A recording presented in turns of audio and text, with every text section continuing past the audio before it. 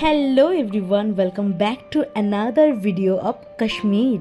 আজকে আমরা যাচ্ছি হাউস বোটে থাকতে। আগের দিনের ব্লগটাতেই তোমাদের দেখালাম, তো চলো তোমরা আমাদের সাথে ব্লগটা দেখতে থাকো। আমরা হাউস বোটে কী কী করব কি না করব সে সবটাই তোমাদের সাথে শেয়ার করব। আর এই ব্লগটার মাঝখানে আমি তোমাদের জানাবো যে হাউস বোটে থাকতে গেলে কত টাকা লাগবে। তো আমরা এখন যাচ্ছি, তোমরাও চলো আমাদের সাথে। আমরা শিকারা নিয়ে নিয়েছি, এখান থেকে শিকারাতে চার্জ নিল 100 টাকা। আমাদের পৌঁছে দেবে আমাদের ওই হোটেলটির সামনে, মানে এখানে তো ওগুলোকে হোটেলই বলে, ধরো কাঠের তৈরি বাড়ি। তো আমাদের নৌকাটা ছেড়ে দিল ঘাট থেকে।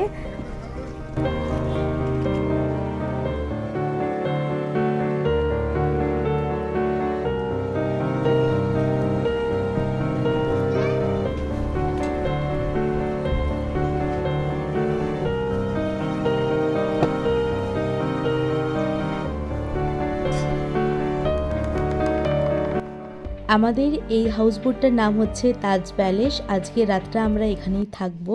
তো আমরা চলো ভেতরে ঢুকে পড়ি। আর আমরা দূরে দেখতে পাচ্ছি যে ঘরগুলো, এগুলো হয়তো এই হাউস বোটটাই যারা মালিক রয়েছেন তারা হয়তো ওখানে থাকেন। ভাবতেই অবাক লাগছে যে জলের ওপর কাঠের তৈরি একটা বাড়িতে আছে রাতটা আমরা থাকবো। এটা আমার জীবনের প্রথম অভিজ্ঞতা এবং আমি ভীষণ এক্সাইটেড আজকের রাতটার জন্য।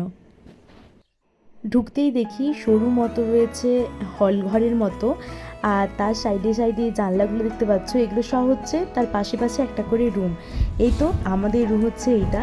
তো রুমে ঢোকার প্রথম নিয়মটি হচ্ছে জুতোটি তোমার বাইরে খুলে রাখতে হবে, কারণ রুমের ভেতরটা যেহেতু পুরোটাই কাঠের, ওই জন্য নিচটাতে পুরো কার্পেট পাতা রয়েছে। ওই কার্পেটটি যাতে নষ্ট না হয়ে যায় ওই জন্য জুতোটি তোমাকে বাইরে খুলে আসতে হবে।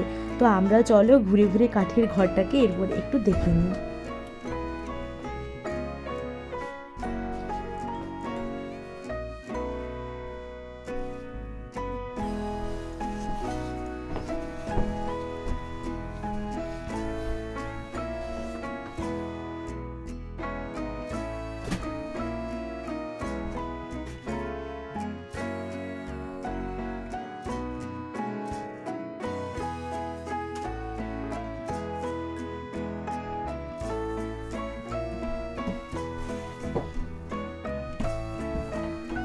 এই যে পর্দা টাঙানো রয়েছে এটার ভেতরে রয়েছে অ্যাটাচড ওয়াশরুম।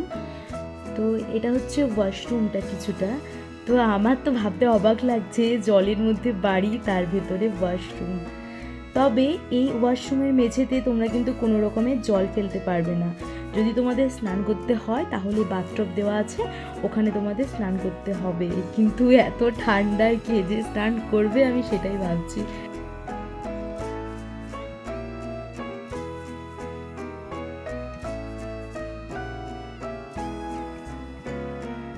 যেই রুমটায় আমরা আছি সেই রুমটার ভেতর থেকে আমরা দেখতে পাচ্ছি বাইরেটাকে।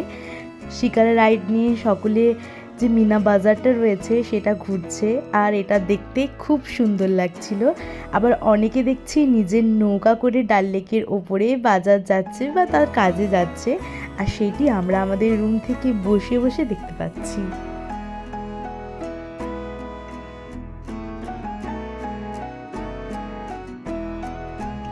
আর ওই যে দেখা যায় কাঠের ঘরগুলো, ওগুলো হচ্ছে আরেকটা করে হাউস বোট। আমি তো জানলার থেকে দেখাচ্ছি ওই জন্য খুব একটা স্পষ্ট বুঝতে পারা যাচ্ছে না। তো এখন মোটামুটি সন্ধে হয়ে গেছে, চলো একবার আমাদের রুমটার থেকে বেরিয়ে রাত্রেবেলায় ডাল লেকটাকে কেমন লাগে সেইটা একবার দেখি। চারদিকটা পুরো আলোয় ঝলমল করছে, মাঝখানে জল, আর তার মাঝে চলছে শিকারা। সেটা যেন এক অসম্ভব সুন্দর দৃশ্য, চোখে না দেখলে সেই অনুভূতিটা নেওয়া যাবে না। আর ওই যে তাজ প্যালেস লেখা রয়েছে, নিচে আলো জ্বলছে, ওটাই হচ্ছে আমাদের হাউস বোট। আমরা ওটার থেকে বাইরে বেরিয়ে আছি, আর দেখো একটা ছোট্ট নৌকা ঘাটে বাঁধা আছে। এই হাউস বোটটির যারা মালিক তাদের হচ্ছে এই নৌকাটি, ওনারা এই নৌকায় করে যাতায়াত করেন। প্রত্যেকটা হাউস বোটের কাছেই দেখছি এরকম ছোট ছোট করে একটি নৌকা বাঁধা রয়েছে। এটি তাদের পার্সোনাল কাজের জন্য, মানে বলা যায় এটি হচ্ছে ওদের পার্সোনাল গাড়ি।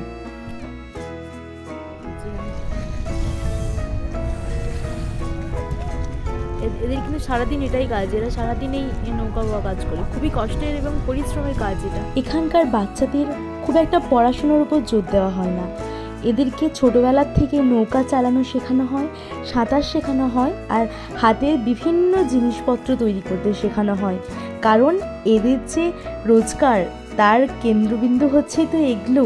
তো আমরা যেদিন শিকার রাইড করেছিলাম ওই দিন যিনি আমাদের শিকার করে নিয়ে গেছিলেন তিনি আমাদের বলেছিলেন যে দেখো শিকার তো মাঝখানে পড়ে যেতেই পারে ডাল লেগে, যাতে সেই অবস্থায় মানুষ সার্ভাইভ করতে পারে ওই জন্য বাচ্চাদের ছোটোর থেকে সাঁতার শেখানো হয়। আর ওই হাতের তৈরি জিনিস এই মিনা বাজারে বিভিন্ন দোকান রয়েছে, সেখানে হাতের তৈরি জিনিসপত্র বিক্রি করা হয়। তো ছোট ছোট বাচ্চাদের বা যাদের বয়স হয়ে গেছে, যারা বাইরে যেতে পারবেন না, তারা ওই ধরনের কাজগুলি করে থাকেন। বাইরে এত ঠান্ডা বাতাস বইছে, বেশিক্ষণ থাকতে পারলাম না, চলে এসেছি ভেতরে। আর এত ঠান্ডা লাগছে ওই জন্য আমরা বললাম দুটো আমাদের চা দিতে। তো এখানে আমাদের দুটো চা চলে এসেছে। আর আমরা এরপর হয়ে গেছি রেডি, কারণ আজকে আছে আমাদের ক্যান্ডেল লাইট ডিনার।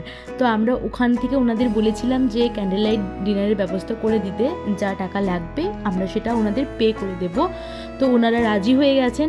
জানি না এখন যে কি ব্যবস্থা ওনারা করেছেন। তো ওনারা 1500 টাকা চার্জ করেছেন ক্যান্ডেল লাইট ডিনারের জন্য। তো চলো আগে ভিডিওটা দেখো, তাহলেই বুঝতে পারবে যে আমরা কীরকম ধরনের ক্যান্ডেল লাইট ডিনার করেছিলাম। আমি একদম জানতামই না যে এখানে শোভন এসে কেকের ব্যবস্থা করেছে। তো আমার নাম হচ্ছে অঙ্কিতা আর আমার হাজব্যান্ডের নাম হচ্ছে শোভন। তো দুটো নাম একসাথে করে শোভাঙ্কিতা। তো এই নামটা লিখিয়ে ওনাকে কেক নিয়ে এসেছে। Almost 4 months anniversary to us. Happy Clap, clap, 4 clap. months anniversary to us.